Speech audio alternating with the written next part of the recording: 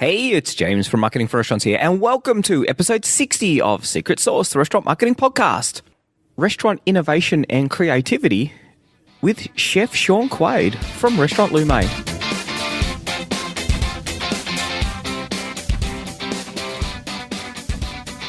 Some restaurants are quiet, lose money, and the owner works 70 hours a week. Other restaurants are busy, profitable, and the owners work a few hours a day. What's the difference? They have a secret sauce. Join James from Marketing for Restaurants as he helps you come up with your recipe for restaurant success. Your secret sauce.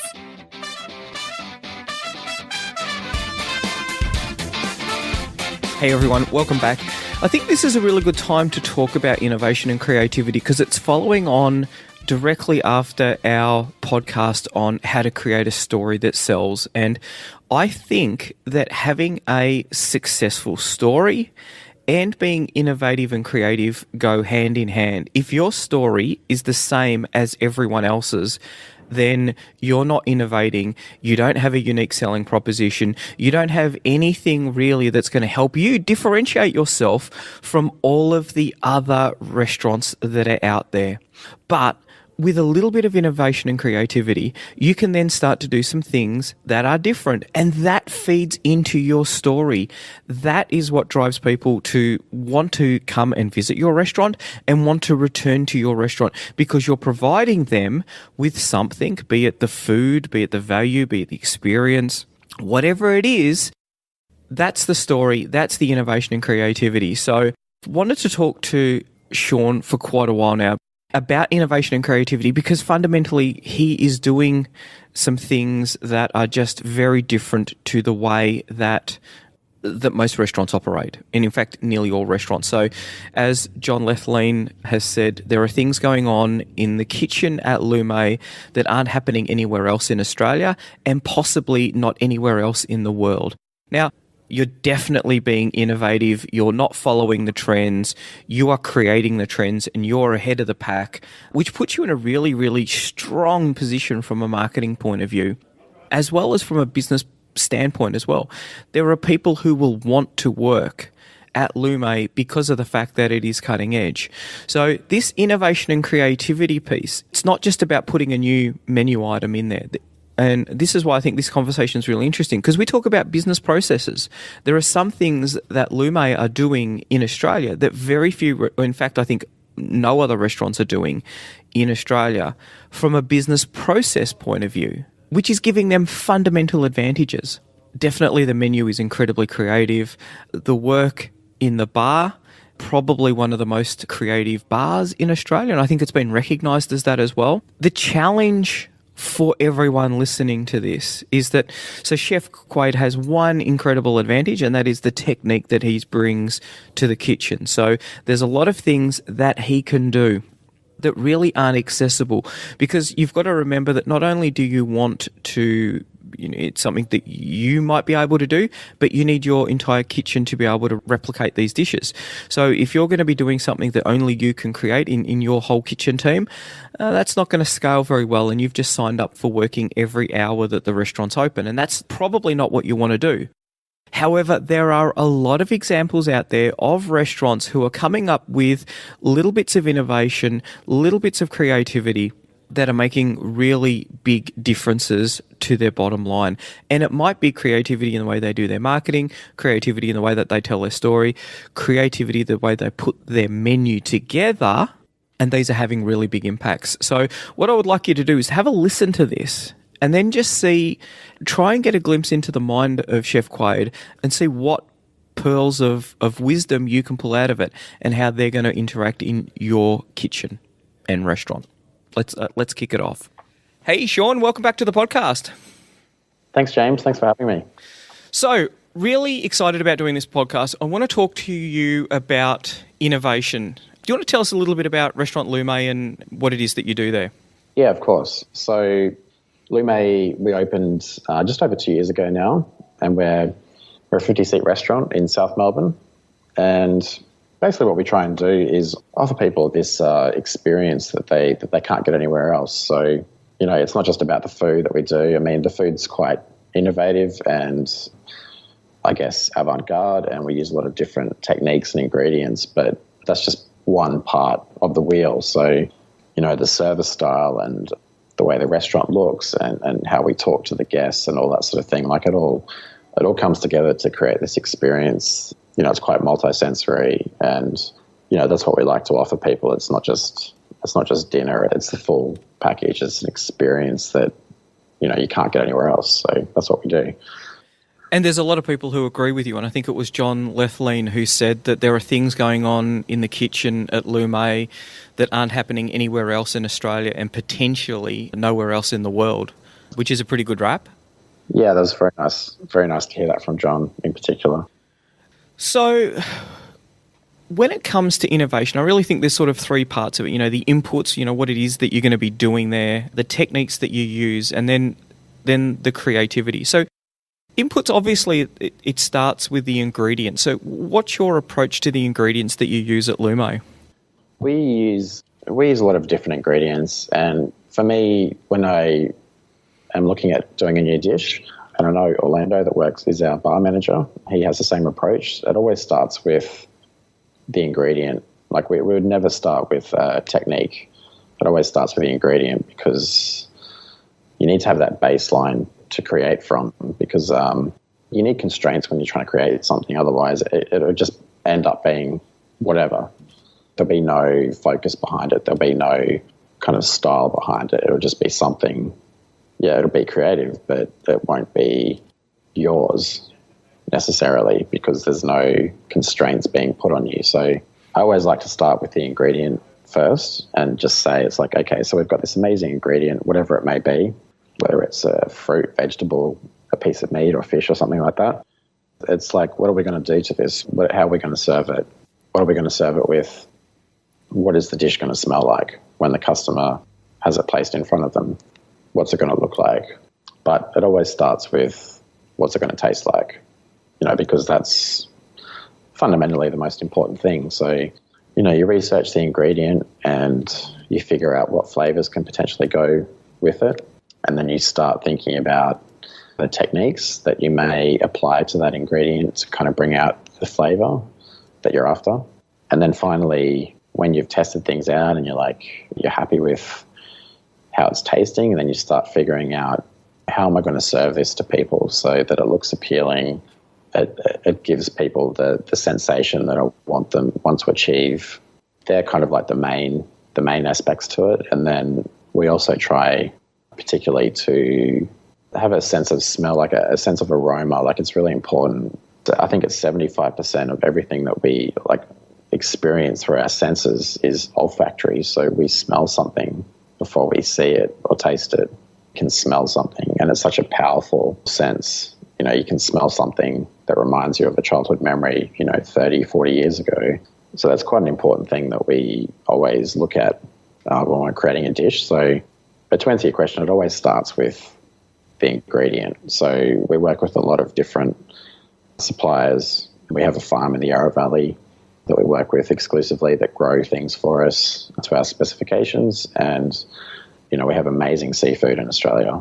We use a lot of seafood on the menu. So seafood by nature is very seasonal. So, constantly being forced to change things and create things based on what's available, which to me is quite exciting. I mean, that's what I like doing. It's being creative and you're kind of forcing yourself to innovate, because essentially Mother Nature is calling your hand, essentially. You can't just have this one thing on the menu for 2 years, because if you're really using seasonal produce, it's seasonal by nature, so you have to keep changing. So, yeah, that's where we start. Are you able to give us an example of a dish that you've started with, one of the dishes that's quite innovative, quite creative, and just sort of talk us through, maybe like the sea corn taco? That's quite an innovative dish, and it's the first one on the road menu, I think. Yes. And it definitely sets, from my point of view, it definitely sets the expectations that you're in for an amazing night. How did that come about? So that started from memory. It's been a while now, but I think from memory that started, I was trying to make basically just a savoury custard and what sort of flavour we can put in it. And I trained as a pastry chef, so a lot of the influence on the menu, particularly for all the savoury dishes, there's a lot of pastry influences that I kind of pepper through there. So I think that is one element that makes, what we do fairly unique.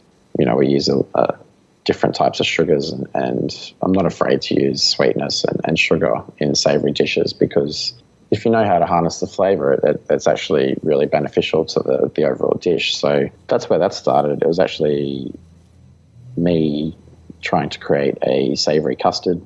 And once, as I was saying before, once I got the flavour of the custard to where I wanted it, it's like, okay, so how do we make a custard, which is such a boring thing to look at. It's just a yellow liquid.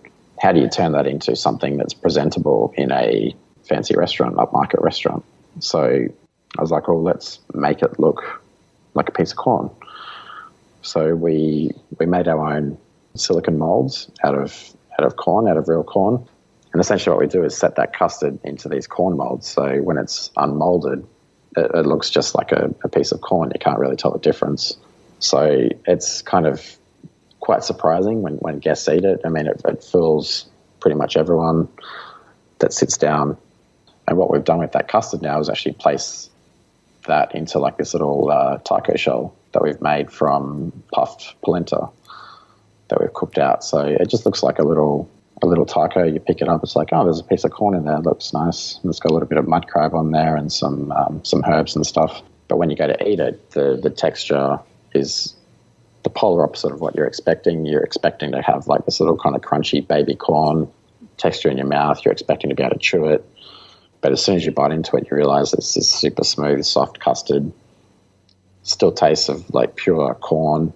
We put a little bit of scallop roe in there as well. So it's kind of boosts the seafood, seafood and corn, particularly mud crab, corn and scallops, the quite classical combination. So, and yeah, it's totally unexpected to people. So, and it's eaten with the hands as well. So it plays a few different roles. It's the first thing that people have when they sit down to eat. So we place it in front of them and we can tell by which hand that they pick it up, whether they're left-handed or right-handed. So it's very important in that aspect, and that sets the tone for the rest of the night.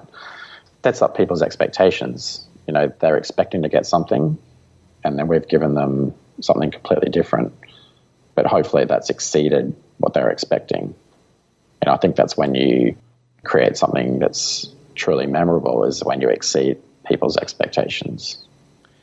We all go to, a French bistro and have coq au vin or steak frit or whatever, and you know what you expect. You know what you're going to get. You're going to get some shoestring fries. You're going to get a nice flank steak or a glass of Burgundy or something like that. But when you come to Lume, we want the night to be memorable, and we want people to have this amazing experience. So it's important that we keep them on their toes and give them something unexpected, but at the same time, hopefully we're exceeding their expectations that they had when they come through the front door. So that's why that dish is quite important. It's the first thing that they eat. It's a very surprising dish because it's a fine dining restaurant, and I think a lot of people, we definitely had the impression that this was to demonstrate your attention to detail, and because it's like a taco except very, very small, but it's immaculately put together, and that's the impression that you get, is that look at the attention to detail that we've got. That's what tricked me. It was like, oh wow, they've been out with the tweezers and they've been putting this together like a good fine dining restaurant should do. You pop it in your mouth and then just like, oh, what happened there? Because there's no crunch whatsoever, and it's like, wow, that tastes amazing, but it's not anywhere near what I was expecting. And it's like, wow, that was that was quite amazing, yeah. And that's good that the memory that you have of it, makes you smile, makes you laugh, because that's another thing that's very important to me, is that I don't want the restaurant to be stuffy. I don't want people to sit there and feel like they have to bow down to the chef or any of that kind of bullshit. Yes, it's a fine dining restaurant and everything that goes with it. It's luxurious. We have beautiful plates and all the expensive wine glasses, et cetera, et cetera. But at the end of the day, I want people to have fun and laugh and enjoy themselves and talk about the food and talk about what they're experiencing with the other people that they're dining with. So that's something that we always try and keep in mind when we're talking to guests. Is we're always a little bit cheeky. There's a lot of kind of very tongue-in-cheek things that we talk about, and the menu descriptions are very much reflective of that.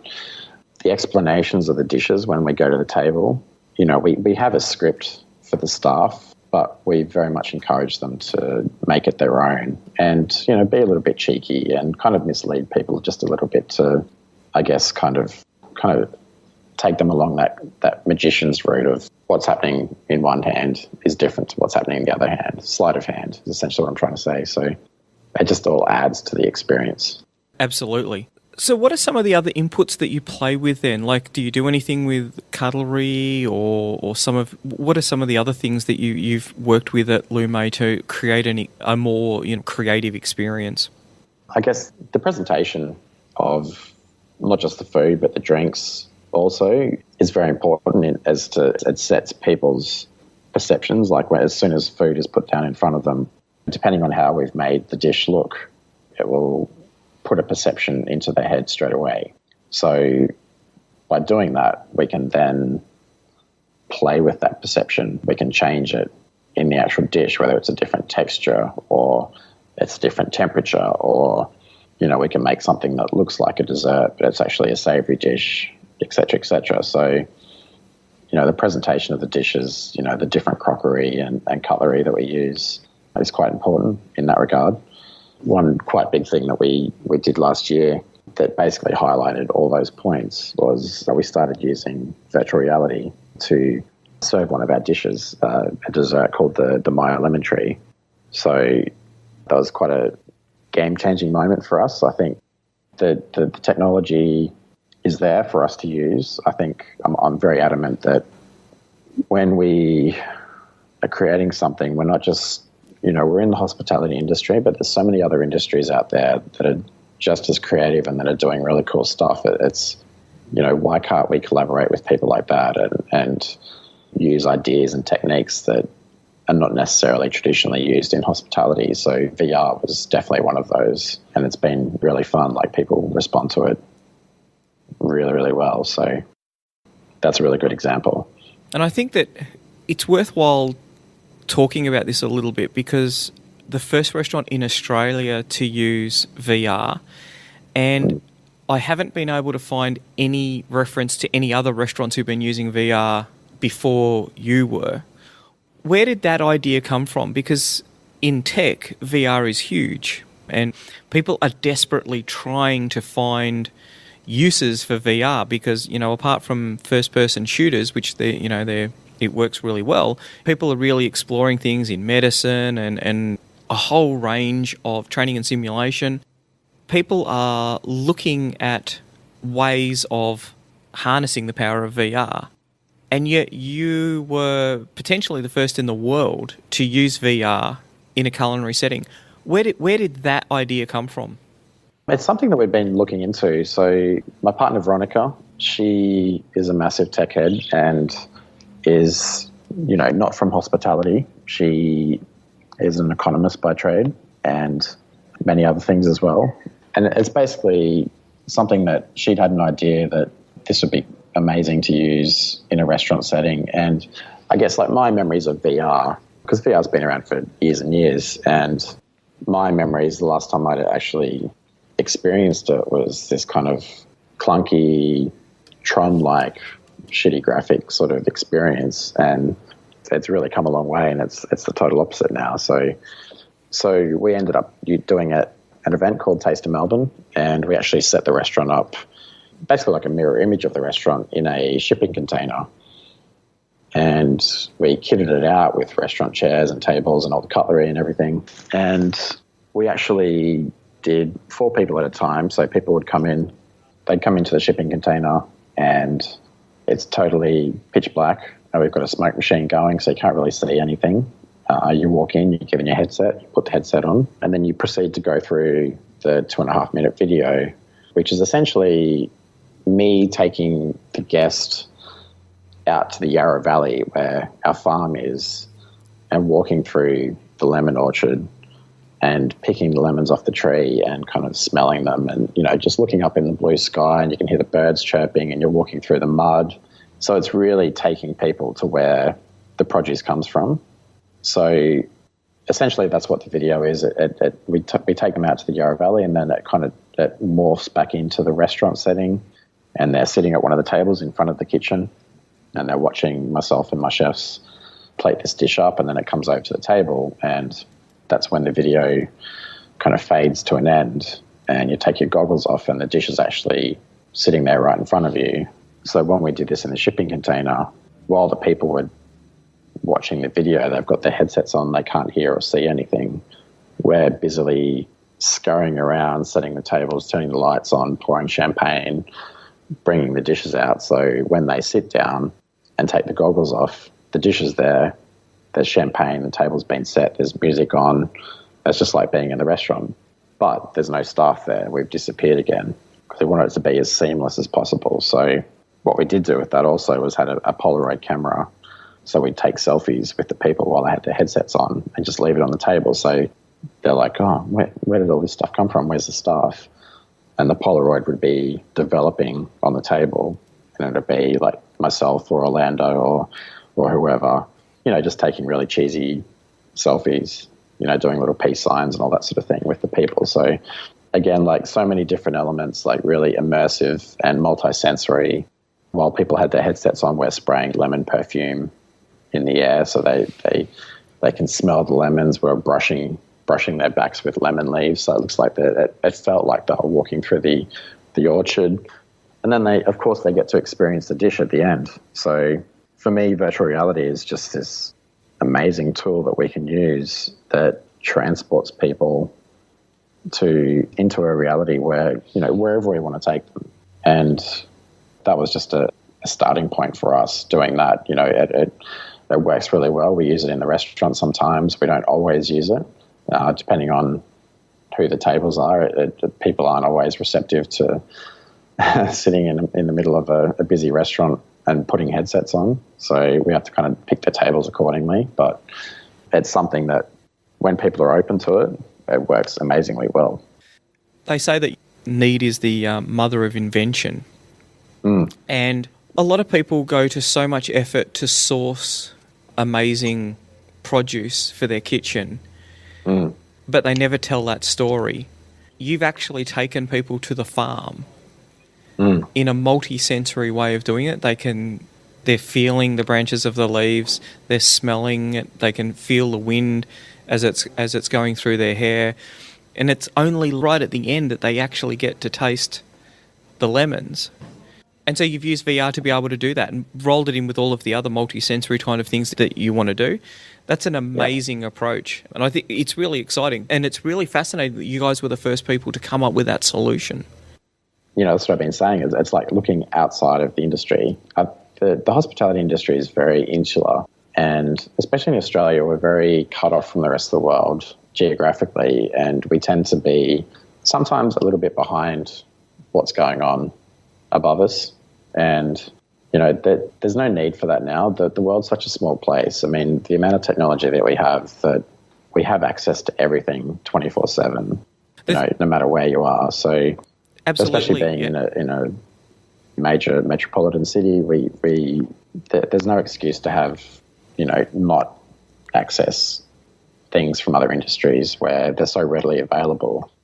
And I'm not just specifically talking about serving food in the restaurant, but just the way that you run your business in general can be quite innovative as well. It doesn't need to be how you've always done things or how you were shown how to do something at the last place you worked. You can do whatever you want. That's what makes places successful, is when they have an identity and they embrace new things and they embrace change, because otherwise, if you don't, there's going to be someone coming along in 5 minutes' time that is going to embrace change and is going to go straight past you and take all your customers at the same time. So, which is quite scary. The thing I find really exciting about it is that for you to say, let's do something with VR 5 years ago, would have been a fairly poor experience and it would have been hideously expensive.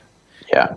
The thing that's amazing now is that VR is just one of dozens of types of technology that you can put into the restaurant, and it's just waiting for someone to say, how can we use this better?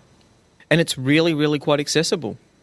It is. I mean, you can buy, Google's a perfect example. You can buy Google Cardboard headsets for $15 and essentially get that same VR experience that you would if you had I don't even know how much they are, hundreds and hundreds of dollars buying the Oculus Rift headset. So the technology's there and we have access to it. And I think another really good example is, there's a lot of problems in the hospitality industry that everyone talks about, but no one really does anything about. I mean, there is people doing things about it, but it's still very, I don't know, it's almost outdated before it becomes a thing. So when we opened Lume, in about 6 months after opening, we were having a lot of no-shows, which is a very, very common problem in restaurants, and particularly in high-end restaurants where the profit margins are very, very small. Like you just can't afford to have no-shows.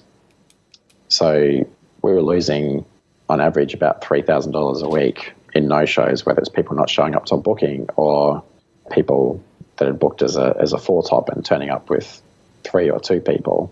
And, the thing is, it's not really their fault. They don't know any better. They don't know what goes on behind the scenes. They don't know how much effort and time and money goes into producing what we offer at the restaurant. So our booking system, we decided to change to a system called TOC, which is based in the US. It's made by the Alinea Group. And the amazing thing about that is that everyone that comes into Lume actually prepays for their experience. So it immediately cut down our no-show rate to, I think it was 0.013%, so pretty much nothing.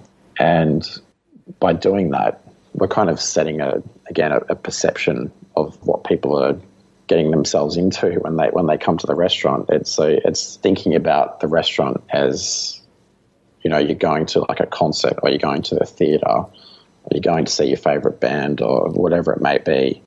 You prepay for all those experiences. You don't go and see a band and then decide whether you're going to pay for it afterwards or whether you're going to leave a tip. You pay for it beforehand.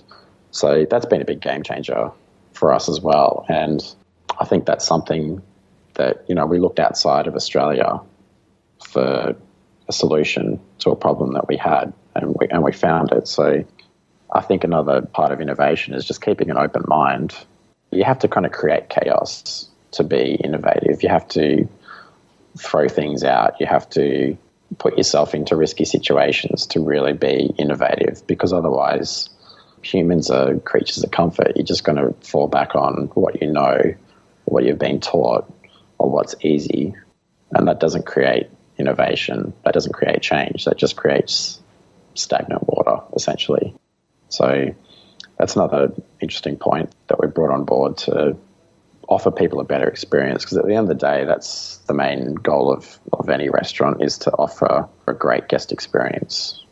I was talking to a fine dining restaurant earlier this week, and the chef was talking about no-shows. And I said, so what do you do when a group of 5 or 6 no-shows? And he just shrugged his shoulders. Smaller restaurant than Lume, on a Friday night, you're not going to be profitable when 10 or 20% of your seats just don't turn up. And it's very hard to resell that.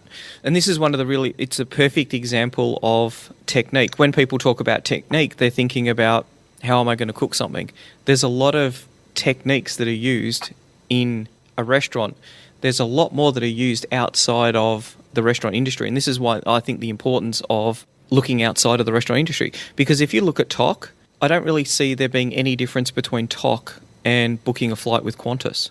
No, it's exactly the same. There's terms of conditions, there's a couple of upsells, and there is different yield, there's different pricing based on the demand.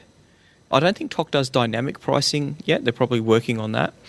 But it's definitely more expensive to fly during peak times than it is on the quieter times. Yeah. Now, so all you've done is taken an airline booking system and applied it to the restaurant industry, which is kind of sensible, really, because isn't, like, from a booking point of view, is there any difference? You've got X number of seats. If you don't fill them tonight, you're still going to be doing most of the work. and they're gone, and you'll never get them back. And that's why, the airlines work so hard to fill every single seat, and that last seat they're going to sell for a fortune because it's the last seat and someone will be desperate to come along on that flight. It should be very, very similar with bookings, I would have thought. Yeah, I totally agree. I think things are changing very rapidly, and I think the guest, without getting preachy or anything like that, I think people need to realize how much food actually costs, like good food. And it's a real problem because most people, I'd say 90% of people just do their shopping at the supermarket. Like, I can't remember the last time I went to the supermarket. I wouldn't definitely not buy anything from the meat aisle or the seafood aisle. It's not good food. It's not sustainable. It's not going to keep. They would have been factory farmed. I could go on. There's all sorts of horrible shit that happens to mass-produced animals. But my point is that people need to realize how much it costs to run a restaurant, especially a fine dining restaurant. Our average profit margin is 5%. So if we have a table of 4 not show up on any given night, doesn't matter what night it is, then that's it. That we're all working for free. We would have been better off just not opening for the day and giving everyone the day off. So there's such a huge amount of money that goes into sourcing all these amazing products that we use. And even before you start talking about the restaurant, it's like the farmers, how much time they put into raising all these, the animals and the vegetables sustainably and ethically.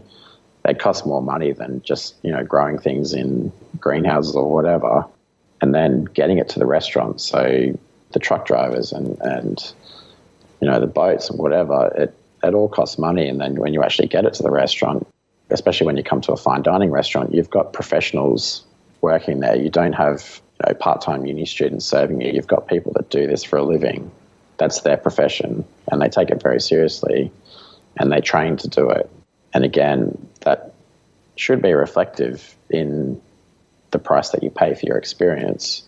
And I think, particularly in Australia, we don't have that culture where food is not as important as it is in many other cultures. Because we're such a young country, we just don't have that depth of culture.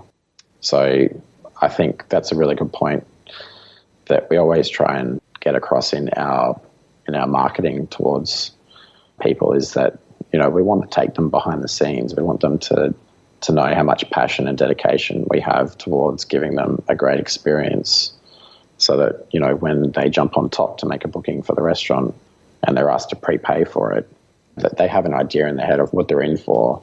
And, they're happy to pay that because they know that they're going to have a great experience. And I think it's when you start to actually look at what the problems are, like how can you create value out of your supply chain, that's when things like virtual reality, let's take them to the farm. Because I guess, you're really thinking about it. If these people went to the farm, then they'd understand all of the work that the farmer does. Yeah. But we're in the 21st century. You can take them to the farm. It only needs to be for a couple of minutes. You could introduce the farmer. He could tell everyone who comes into the restaurant, the thing that makes my beef the best beef is this is what they're eating, this is how well I look after them, and this is why we're passionate about the beef that we produce. Now, you can do that in 2 minutes. Most people, if you're lucky, it'll be a single line in the menu. Grain-fed beef from Farmer Bob up the road. That doesn't really tell any of that story. You don't get any passion. You don't get any, just a cute little menu engineering trick. You're building a much deeper relationship. And you're using the technology to be able to do that, which is, I find really, really interesting. Yeah, it's incredibly powerful because the guests want to know the story. As humans, we're inquisitive by nature. Like we want to know where things come from, what happened to them, what's the story behind that. And I think in restaurants more and more, like people are so interested in what we do. That adage now of like chefs are the new rock stars. Well, it's kind of true because shows like MasterChef have been hugely influential in taking people into the kitchen.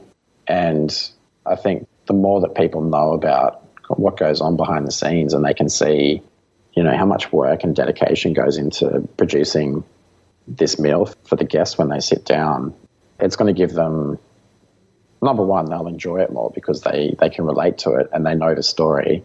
mean, stories are really powerful because people can relate to them, and it gives people insight into who's produced it, where it was produced, why it was produced, and all that, the list goes on. So it helps, you're already on the front foot when people sit down because they know the story.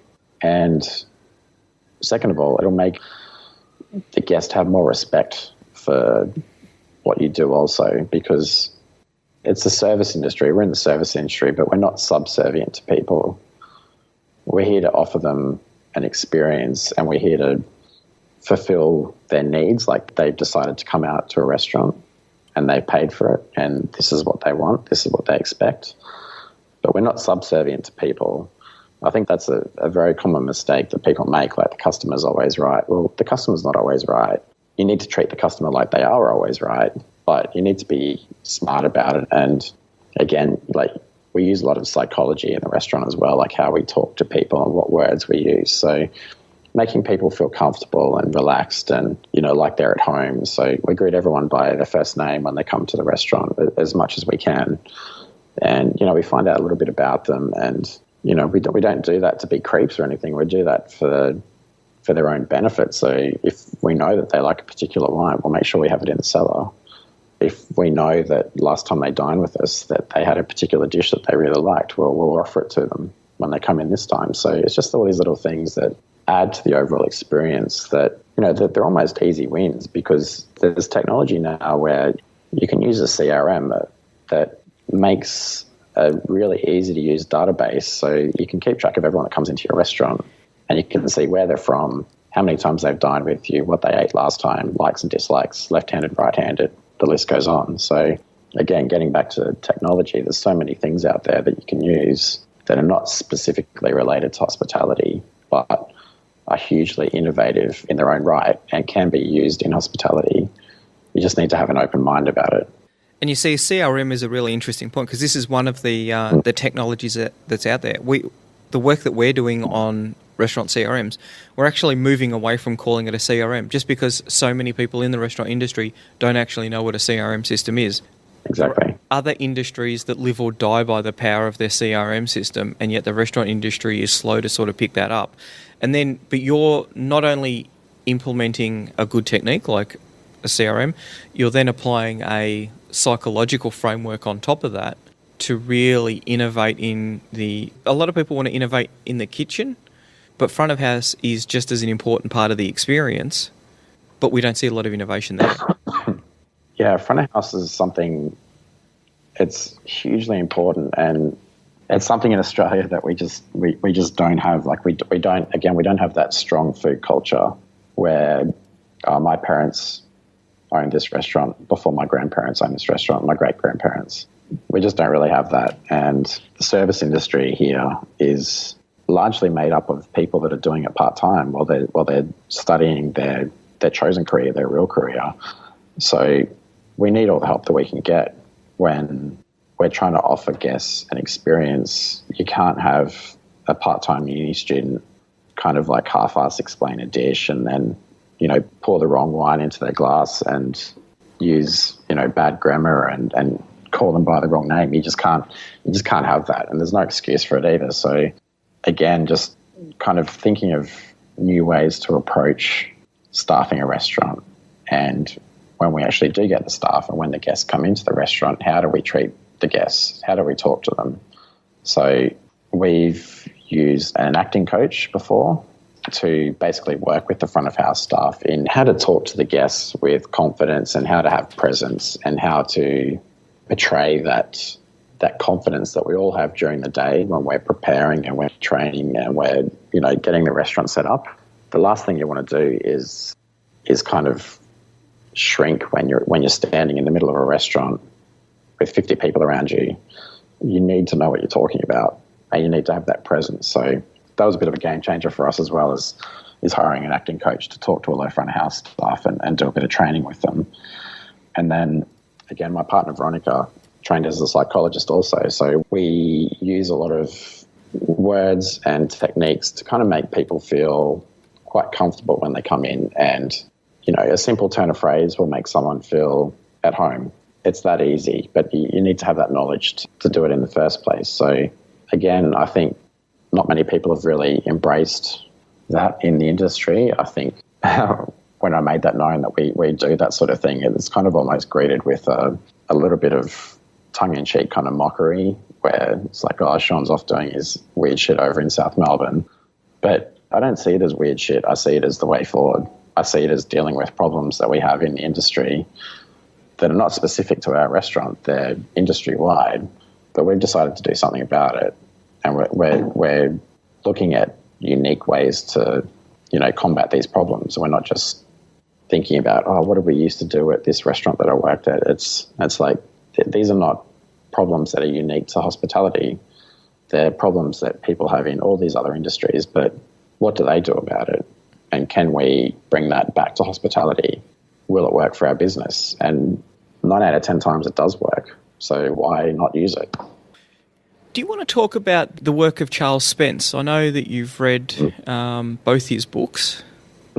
What sort of an impact has that had on the restaurant and the way that you sort of approached the dining experience? Yeah, Charles Spence has been hugely influential to me, and I think a lot of the things that he talks about in his books, when you actually hear it and you read it, it makes total sense, because it's either economics 101 or it's psychology 101. It's all quite simple things that he talks about, but it's very rare to actually have a place that will take that knowledge and then put it into an industry that doesn't necessarily embrace those techniques. So again, it's the same thing we've been talking about. It's just looking outside for inspiration, because a lot of the stuff that he talks about is actually quite simple, and it makes total sense. And it's the same, you have the same outcome with everyone that comes in. Again, I talked about the sea corn taco before. It's just a simple little trick of the first thing that we serve to people is something they eat with their hands. So we can tell straight away whether they're left-handed or right-handed. And we never say anything to the guests. We never talk about it. But when they go to eat their first course that has cutlery, it'll be set accordingly. So it's just little tricks like that. And, just knowing this new information that has never really been embraced in hospitality before. It has to a certain extent in specific restaurants, but I think in general, the industry could really pay attention to what Charles talks about in his books, because it would be hugely beneficial. What sort of role in your innovation process, how do you handle failure? Do you fail often? And what role does that have in the process? Creating something it's very, very rarely something as simple as having an idea, writing it down on paper, and then just making it. Like, it never happens like that. It's always an idea, you'll try something out, and it's horrible, and you're like, what was I thinking? That was really, really bad. But without those failures, you don't have any sort of kind of perception of what you can achieve and what you can't achieve. So I'd say at least 8 out of 10 times when I'm kind of working on a dish, that dish will never see the light of day. It'll just be an idea in my notepad that no one else will ever see except for myself and one of the unlucky chefs who has to taste it. So, but you can't create something without, I guess, you can't innovate without kind of, making a few mistakes or failures and taking a few risks, because again, the virtual reality was a perfect example of that, because no one else had done it before. It's a huge risk because people could think it's, totally stupid and not relate to it and think it's a waste of time and money, but it's been the total opposite. So you need to take risks, and that's not just specific to high-end restaurants and specific to food. I think, again, doesn't matter what sort of venue that you have, whether it's a cafe or a bistro or a fine dining 3-hat restaurant, you need to be embracing change, and you need to be basically dealing with the problems that come up every single day in hospitality, many of which are not exclusive to one venue, but exclusive to the whole industry. like we need to embrace the change and figure out, it's like, well, what are we going to do about this? You know, and if there's no answers within the industry, it's like, okay, well, let's look outside the industry. What are other industries doing about it? That's what I would like to see more of. I think a lot of people are afraid of failure and don't see it as part of the creative process. Because it's hard to create something that's epic. And I think, you know, the trick is to fail and fail fast rather than to fail and then, you know, sort of spend a lot of time on introspection. Yeah, exactly. I mean, if creating something epic was easy, everyone would do it. It's basically, it's up to you how far you want to go down the rabbit hole. How hard do you want to work for that, you know, to create something? Because it's not easy. It's more often than not this laborious kind of drawn out process where you're testing and then you start questioning things and you're like, the same questions that I'm sure every creative person ever has asked themselves. It's like, have I lost it? Am I still good enough? Have I got writer's block? Have I lost perspective on what the guests want and all that sort of thing? You start questioning yourself, but then you battle through that, and then all of a sudden you've got this thing in front of you that you've created and that you're actually happy with. You serve it to, you know, your staff and your chefs, and they're like, oh, well, it's amazing. And then you decide to put it on the menu. And then the next thing you know, it's become this signature dish, and you know, that's how it happens. But you have to work hard for it. You can't just create something out of nothing. Is there anything that you do to stimulate creativity? You talked then just about writer's block. Do you ever feel, because there's pressure for you to innovate, if you're going to be, you know, Australia's most innovative restaurant, then you can't have the same menu for 5 years. So you need to be continually working on that. And that creates quite a bit of pressure for you to be able, particularly when you've got very, very successful dishes, which I guess really you need to kill off sooner or later, don't you? Yeah, you do. And it's quite a hard thing to do, because everything that we've talked about, it's really hard running a restaurant. It's a very risky business model. And when you find yourself on a good thing, it's like, why would you change that? You know, you must have rocks in your head to take something off the menu that everyone loves, and it's everyone's favorite dish when they come in. That's why would you change that? So that's what we ask ourselves. And we're kind of in that predicament at the moment, because we have several dishes on the menu that have been on for over a year now that, you know, to be honest, the whole kitchen's sick of making and sick of the sight of, because we do the same thing every day. And the dishes are at a stage where I don't really want to tweak them anymore, because I think they're the best that they can be. But it's like, you know, what sort of restaurant are we? Are we going to be a place that just does that and keeps people happy, or are we going to stay true to what we originally set out to do, and is to embrace change and embrace creativity on all levels from all the staff and keep pushing? Because if you don't keep pushing yourself, you know, you become irrelevant so very quickly, because, you know, there's restaurants opening every week.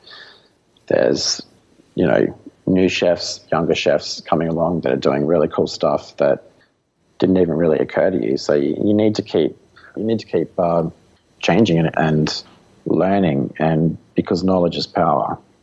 If you stop learning things, you might as well give up, because that's the end. And for me personally, I again very much look outside the industry for inspiration and, you know, just to basically keep me sane, because you don't want to be thinking about cooking in the restaurant 24/7. You need to have some sort of break in perception where, you know, you're inspired by something that is not immediately part of your industry. So, you know, going to an art gallery or going to see a band or reading different books and not cookbooks. I can't remember the last time I actually bought a cookbook. You know, and just allowing yourself to be influenced by things other than food and things other than hospitality. Having said that, that's also very inspiring, is going to other restaurants and seeing what other people are doing and experiencing their restaurant, because every single restaurant in the world is someone's created that. They're all very personal based. They're not just this kind of faceless thing. I mean, there is a lot of faceless restaurants, but any of the good restaurants, they have an identity behind them. They have a style, and that's all come from someone or a number of people. So it's important to keep inspired, and it's really important to keep inspired in what works for you. If you're not inspired by reading cookbooks or going to restaurants, well, but you still like cooking, you still like being a chef, totally fine. If that works for you, just do it. If what inspires you is buying, all the latest cookbooks that come out from all the world's top chefs, well, that works too. So it's just keeping an open mind, I think. I think the creativity component of innovation is a very personal thing. But one of the things is that when you go to a new restaurant, you then have to overlay what they've done there with your techniques and or your inputs, that the way the kind of food that you want to cook with, or the techniques that you've got, because that's another way that you can innovate. And then even then the end product may be unrecognizable from where you've got that creativity from, which was that, going out to that other person's restaurant. Exactly.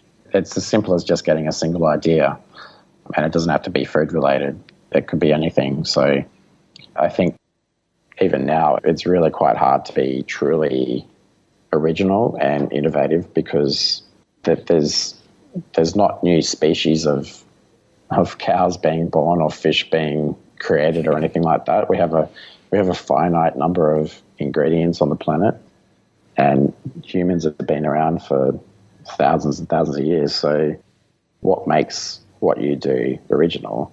And more often than not, and this has happened to me a lot of times, is that you'll be working on something that you've been working on for ages, and you'll be having a break and you look at Instagram, and someone on the other side of the world has just put up a dish on Instagram that is exactly like the one that you've been working on for months and months.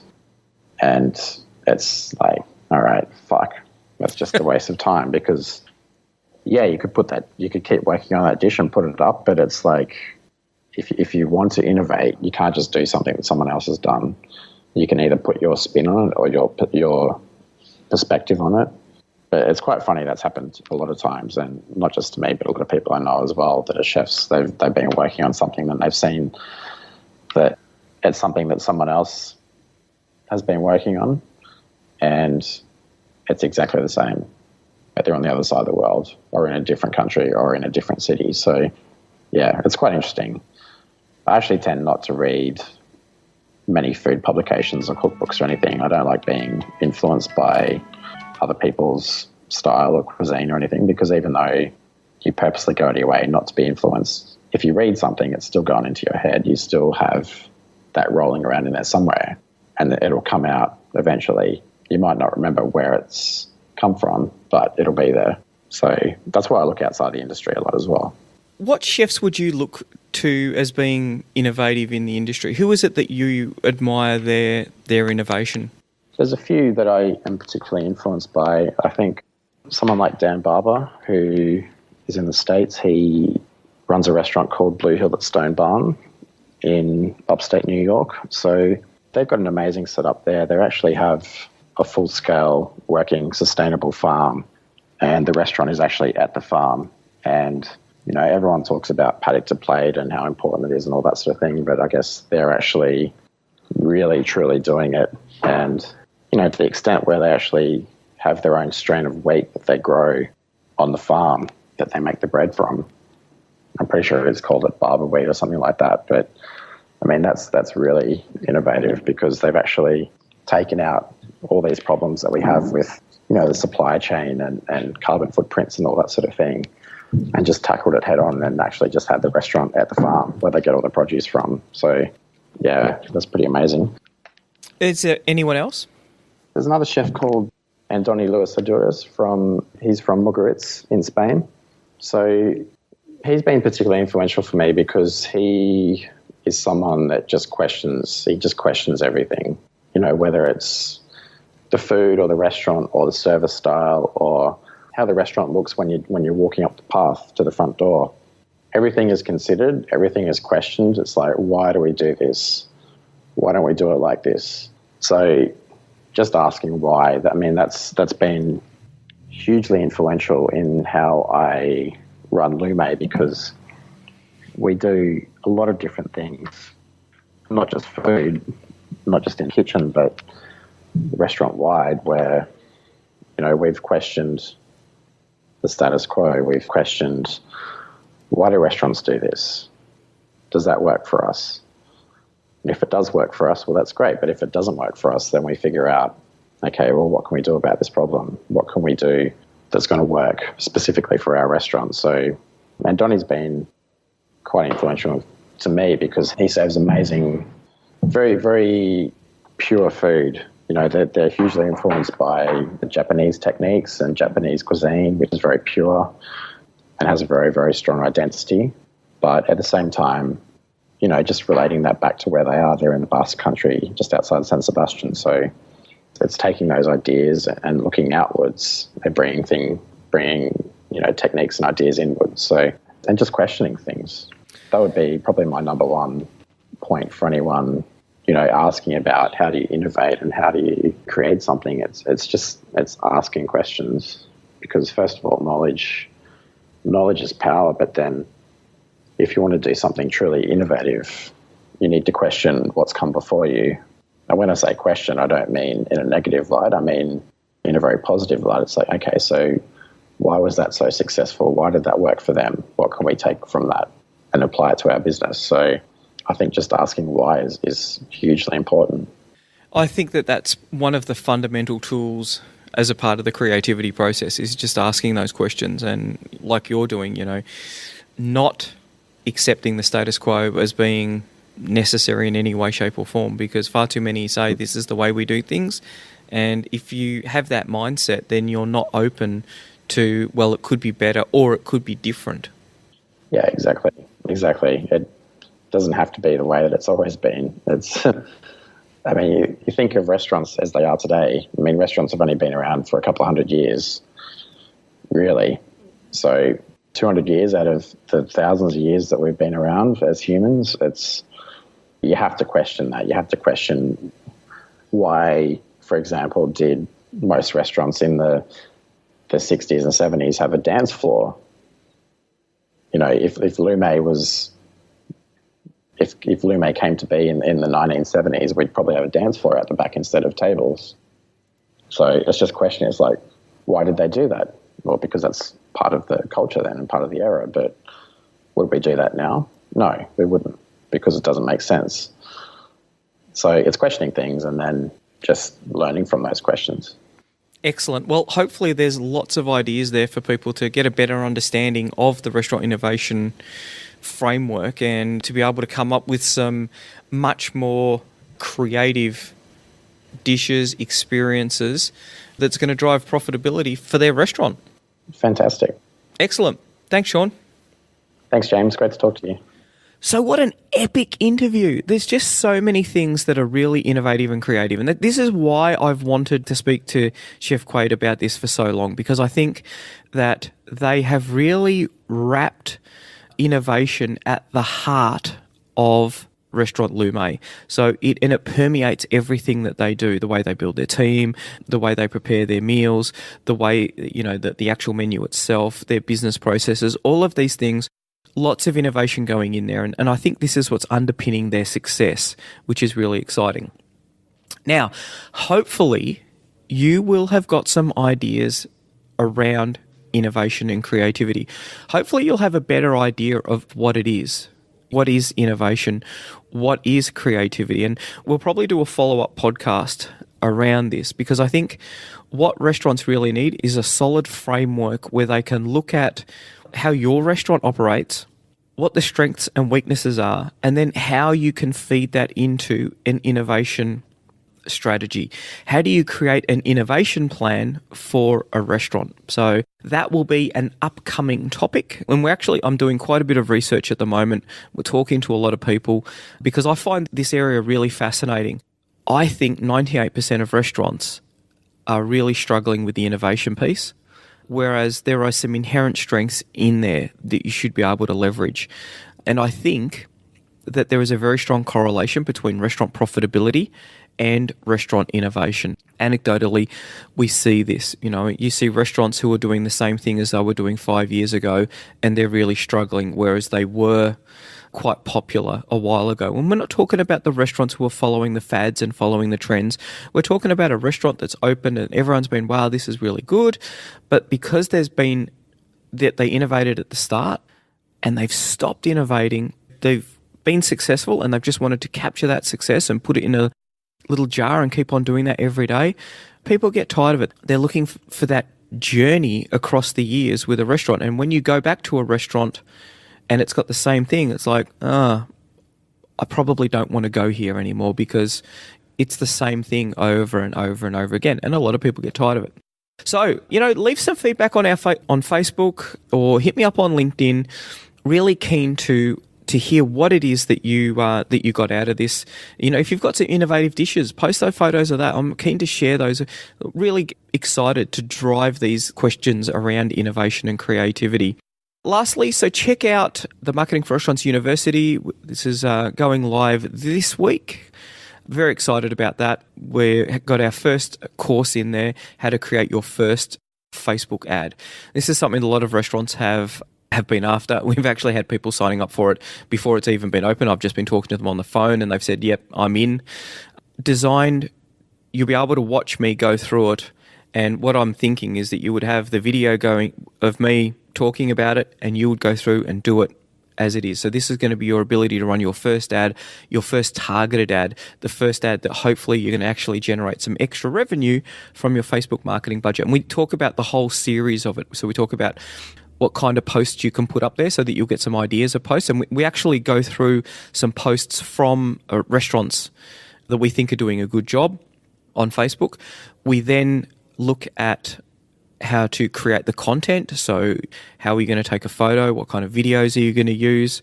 How are you going to prepare them afterwards? So, do you want to put text on them?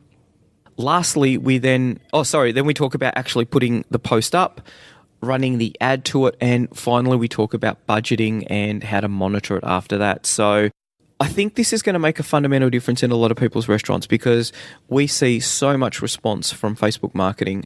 It's our number one go-to when a restaurant's really struggling. And yeah, I think this is going to be a tool that is going to make a big difference for a lot of people. So keen to get your feedback on that as well. So apart from that, have a really busy day.